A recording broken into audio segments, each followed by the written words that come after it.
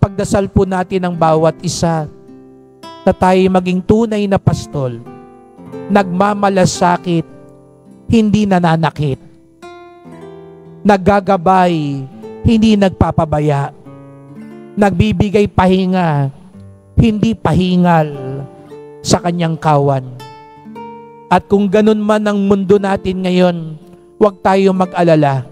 Sabi nga ni San Pablo sa ikalawang pagbasa, naririto si Jesus Nazareno, ang mabuting pastol.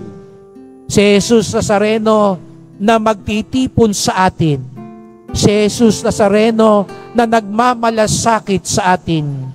Si Jesus Nazareno na magbibigay lakas sa atin. Magtiwala lang tayo sa Kanya.